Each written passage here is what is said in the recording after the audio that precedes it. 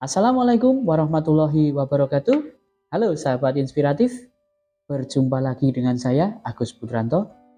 Semoga kabar Anda baik dan sehat selalu ya. Dan di kesempatan yang baik ini, izinkan saya untuk sharing lagi. Dan sharing saya kali ini, saya beri judul Cara Mengatasi Anak Bermasalah. Sahabat inspiratif, sebenarnya saya enggan loh menggunakan kata masalah ini karena ketika kita menyebut masalah ini kan sepertinya kok konotasinya negatif banget ya. Karena sebenarnya kata masalah ini kan berasal dari bahasa Yunani ya, artinya bergerak maju. Artinya ketika anak mendapat masalah, ini adalah sebuah alarm bagi orang tua agar orang tua mengupdate diri ya, memajukan diri begitu ya. Nah, dan sahabat inspiratif sebagai orang tua, kita tentunya tidak bisa asal hantam kromo ya, ketika melihat anak yang tidak sesuai dengan apa yang kita inginkan, langsung melabel anak ini bermasalah. Bahkan ada juga orang tua yang di luar sana yang membanding-bandingkan anaknya dengan anak-anak yang lain gitu ya. Sehingga ketika seorang anak ini dibanding-bandingkan, anak akan mengalami, kalau para ahli psikologi menyebutnya sebagai mental block atau penjara mental.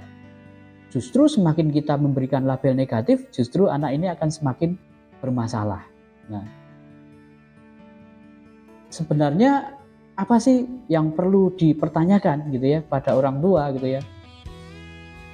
Nah, ketika kita mengetahui bahwa anak kita bermasalah gitu ya, sebenarnya yang perlu ditanyakan adalah apa yang benar pada anak saya ya.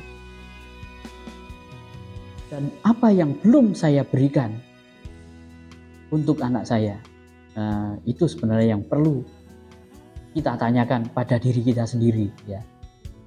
Nah, sahabat inspiratif, ada 5 kategori masalah yang biasanya dialami oleh putra-putri tercinta ya. Yang pertama, pola kebiasaan ya. Nah, pola kebiasaan ini terdiri dari kebiasaan menggigit kuku, kebiasaan menghisap jempol, kebiasaan enuresis atau ngompol ketika tidur, ya kan? Makan berlebihan. Nah, masalah yang kedua yang sering dialami oleh anak-anak adalah perasaan takut ya.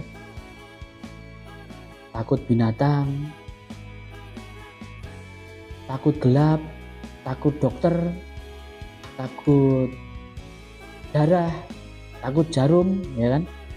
Nah, ini masalah-masalah ini biasanya sering juga dialami oleh anak-anak. Bahkan orang tua pun mengalaminya karena pada beberapa waktu yang lalu ketika COVID ya, saya banyak membantu teman-teman saya yang mengalami fobia terhadap jarum suntik ya. Sehingga alhamdulillah atas izin Allah saya bisa membantu mereka untuk sembuh dari fobia jarum suntik itu tadi ya. Oke, yang ketiga, masalah yang sering anak-anak hadapi adalah perilaku. Nah, masalah perilaku ini biasanya perilaku suka memukul, berteriak, berbohong, mencuri ya, dan perilaku-perilaku negatif yang lain. Sedangkan yang keempat adalah masalah prestasi ya. Ini diantaranya masalah merapikan tempat tidur, membersihkan kamar,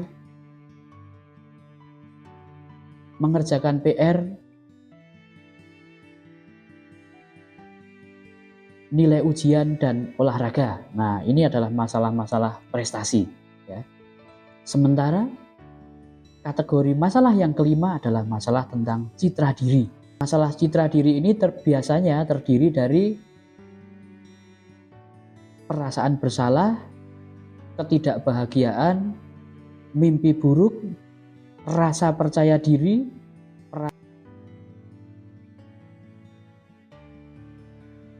perasaan diri berharga, dan gagap ya. Nah, ini 5 kategori masalah. Oke, sahabat inspiratif. Kita sudah belajar tentang 5 kategori masalah tadi ya. Terus bagaimana kita membantu anak kita untuk menyelesaikan masalahnya? Nah, ini setidaknya ada 4 hal yang perlu kita lakukan ya. Saya menyingkatnya supaya mudah, saya menyingkatnya sebagai 4M. M yang pertama, menyadari.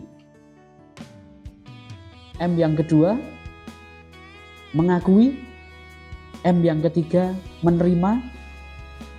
M yang keempat, mau menyelesaikan masalah. Oke. M yang pertama, menyadari ya. Orang tua dan anak hendaknya menyadari bahwa masalah ini terjadi pada anak dan orang tua. Yang kedua, orang tua dan anak hendaknya menerima bahwa masalah ini sedang terjadi. Dan yang ketiga, orang tua dan anak mengakui bahwa masalah ini sedang terjadi. Ya. Dan yang keempat, orang tua dan anak mau menyelesaikan masalah. Ya. Kenapa perlu melakukan 4 hal ini? Saya pernah mendapat cerita dari teman guru bahwa katanya teman saya itu mengingatkan kepada orang tuanya untuk supaya lebih sering berlatih untuk menulis. Tetapi jawaban orang tuanya adalah, nah itu tugas melatih itu kan tugasnya guru gitu ya. Nah artinya guru yang sebenarnya maksudnya baik tetapi tidak diterima dengan baik, menyerahkan semua masalah kepada guru. Nah ini yang oleh guru saya disebut sebagai orang tua yang memiliki mentalitas binatu ya. Jadi orang tua yang menganggap anak itu seperti baju kotor ya, dimasukkan ke laundry ya, dimasukkan ke sekolah, bayar, pulang sudah dalam keadaan wangi dan bersih ya. Semoga kita menjadi orang tua yang bermental positif ya. Nah, demikian sahabat inspiratif sharing hari ini. Semoga bermanfaat. Terima kasih untuk perhatiannya. Dan yang belum subscribe, boleh subscribe, share, like, ataupun menuliskan komentar di kolom komentar.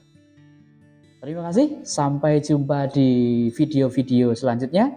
Saya Agus Putranto. Wassalamualaikum warahmatullahi wabarakatuh.